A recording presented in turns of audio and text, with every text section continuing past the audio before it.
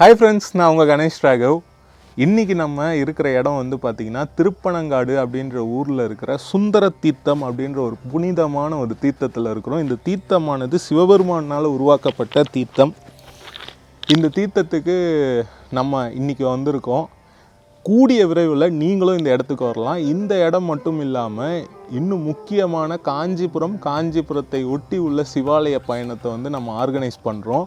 எப்போ அப்படின்னு கேட்டிங்கன்னா, நவம்பர் மாதம் 9ஆம் தேதி ஞாயிற்றுக்கிழமை காலையில் 7 மணிக்கு நீங்கள் காஞ்சிபுரம் பேருந்து நிலையத்துக்கு வந்துட்டிங்கன்னா அங்கேருந்து நம்ம வந்து தொடங்குகிறோம். முதல்ல காலை உணவு முடிச்சுட்டு சிவபெருமானுடைய அந்த அற்புதமான பாடல் பெற்ற ஸ்தலங்களில் 3 ஸ்தலங்கள் காஞ்சிபுரத்துக்கு உள்ளே இருக்கிற ஸ்தலங்களுக்கு போகிறோம். சத்யநாத சுவாமி கோயில், அநேக தங்காவதம், திருமெற்றலீஸ்வரர் கோயில். இது 3மே வந்து சிறப்பான கோயில். அந்த கோயில் முடிச்சுட்டு திருப்பனங்காட்டில் இருக்கிற இந்த சுந்தர தீர்த்தத்துக்கு வரோம். இந்த தீர்த்தத்தோடைய ஸ்பெஷாலிட்டி என்ன அப்படின்னு கேட்டிங்கன்னா, ஒரு சமயம் சுந்தரர் இங்கே வரும்போது அவருக்கு ரொம்ப பசி எடுக்குது. அப்போ சிவபெருமான் வந்து அவருடைய பசியை ஆற்றுறாரு முதியவர் ரூபத்தில் வந்து. அதன் பிறகு அவருக்கு தண்ணி தாகம் எடுக்குது. தண்ணி குடிக்கணுமே முதியவரே, நீங்கள் உணவு கொடுத்தீங்க தண்ணி தரலையே அப்படின்னு கேட்கும்பொழுது சிவபெருமான் அவருடைய காலை இப்படி நகர்த்தின உடனே இங்கே ஊற்று வந்த நீர் தான் இந்த சுந்தர தீர்த்தம்.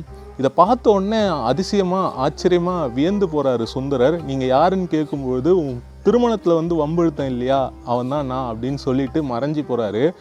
அவருடைய அந்த நந்தியோடைய காலடி தடங்களை பின்பற்றி அதை பின்தொடர்ந்து அப்படியே திருப்பனங்காடுக்கு போயிட்டு அங்கே அவரை உரிமையாக திட்டி பதிகம் பாடுறாரு சுந்தரர். அப்படிப்பட்ட ஒரு புனிதமான இடம். இந்த இடத்துல முடிச்சுட்டு திருப்பனங்காடு கோயில், அங்கே ஒரே கோயிலில் 2 மூலவர் இருக்கிற ஒரு அற்புதமான ஒரு சிவாலயம், பாடல் பெற்ற ஸ்தலம். அதுக்கப்புறமா திருப்பனமூரில் இருக்கிற பழமையான சிவன் கோயில், மாமண்டூர் குடவரை கோயில்கள், குரங்கனில் முட்டத்தில் இருக்கிற சிவபெருமானுடைய பாடல் பெற்ற ஸ்தலம். இங்கெல்லாம் போயிட்டு நம்மளுடைய அந்த ஒரு நாள் பயணத்தை நிறைவு பண்ணிவிட்டு காஞ்சிபுரத்துலேயே ட்ராப் பண்ணிவிடுவோம். இதுதான் வந்து பயண விவரம். இதில் இந்த கோயில் பற்றியான அனைத்து விவரங்களும், அந்த கோயிலோடைய வரலாறு, புராணம், சிறப்பம்சங்கள், அங்கே இருக்கிற கட்டமைப்பு ஆச்சரியங்கள், அது எல்லாத்தையுமே வந்து உங்களுக்கு எக்ஸ்பிளைன் பண்ணிவிடுவோம். ஒரு கோயிலுக்கு நீங்கள் வந்து இதுக்கு முன்னாடி கோயிலுக்கு போனதுக்கும் இதுக்கப்புறம் இந்த பயணத்துக்கு அப்புறம் நீங்கள் கோயிலை பார்க்குற பார்வை மாறுபடலாம். அந்த அளவுக்கு வந்து இந்த பயணத்தில் நீங்கள் நிறைய விவரங்களை தெரிஞ்சுப்பீங்க. அது மட்டும் இல்லாமல் ரொம்ப ப்ரீமியமாக வந்து பார்த்திங்கன்னா ஏசி வாகனம், உணவகங்கள், அது எல்லாமே ரொம்ப ப்ரீமியமாக இருக்கும். இந்த பயணத்துக்கு நீங்கள் பதிவு பண்ணணும் அப்படின்னு நினச்சிங்கன்னா இந்த மேலே இருக்க நம்பரை வந்து காண்டாக்ட் பண்ணுங்கள். வாட்ஸ்அப்பும் பண்ணலாம். வாட்ஸ்அப் பண்ணி நீங்கள் முன்பதிவு பண்ணிக்கலாம். ஓகேங்களா?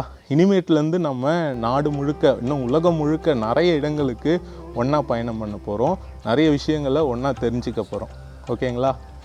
இதோட இந்த காணொலியை நான் இங்கே முடிச்சுக்கிறேன். நிறைய பேர் பயணம் பண்ணணும்னு, நிறைய பேர் நம்ம ஒன்றா பயணம் பண்ணணும்னு கேட்டுருந்தீங்க. இதுக்கு முன்னாடி நம்ம சிவாலய பயணங்கள் வந்து 108 சிவாலய பயணம் காஞ்சிபுரத்தில் 2 வருஷம் மேற்கொண்டுட்டு இருந்தோம். இனிமேட்லேருந்து இந்த மாதிரி நீங்கள் சின்ன சின்ன பயணங்கள் போட்டால் சொல்லுங்கள். நிறைய பேர் சொல்லியிருந்தீங்க. அவங்களுக்காக இது இருக்கும். உங்கள் ஃப்ரெண்ட்ஸ் யாருக்காச்சும் ஷேர் பண்ணணும், அவங்களுக்கு பயணம் பண்ணுறதுல இன்ட்ரெஸ்ட் இருந்தால் அவங்கக்கிட்டேயும் இதை ஷேர் பண்ணுங்கள். ஓகேங்களா? இந்த காணொலியை நான் இங்கே முடிச்சுக்கிறேன். நம்மளுடைய பயணத்தில் நம்ம சந்திப்போம். Bye from Ganesh Raghav friends. Bye.